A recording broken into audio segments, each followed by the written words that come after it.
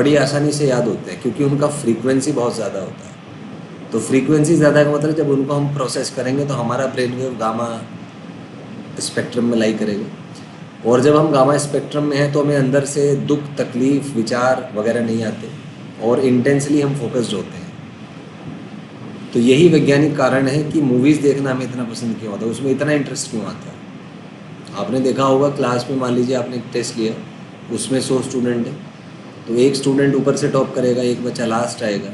लेकिन अगर आप 100 के 100 स्टूडेंट्स को मूवीज़ दिखाएं तो 100 के 100 स्टूडेंट्स अधिकतर पार्ट्स हैं जो मूवी के, अधिकतर जो सीन्स हैं वो रिकॉग्नाइज करने में सक्षम होते हैं, क्योंकि उनका brain waves automatically parietal lobe पे फोकस्ड होता है। मतलब लाइट की फॉर्म में, विजुअल फॉर्म में वो इन्फॉर्मेशन को प्रोसेस करते हैं, जिसमें उन्हें जोर नहीं पड़ता ब्रेन पे, और वो ज़्यादा समय तक उसको लर्न कर सकते हैं।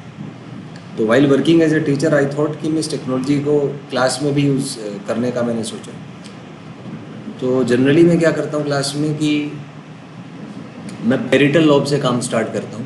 पेरिटल लोब का मतलब है कि मैं सबसे पहले जो कोई टॉपिक पढ़ाऊँगा उसमें बच्चों को विजुअलाइज करने के लिए बोलता हूँ कि आप विजुअलाइज करें, फ्री विजुअलाइजेशन जिसको कहा जाता है।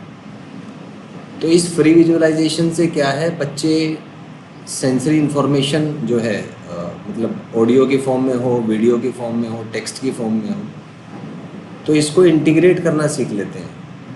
और इंटीग्रेट करने का मतलब है कि वो अपने ब्रेन वेव का जो फ्रीक्वेंसी है उस फ्रीक्वेंसी को मॉड्यूलेट करना या चेंज करना खुद सीख लेते हैं।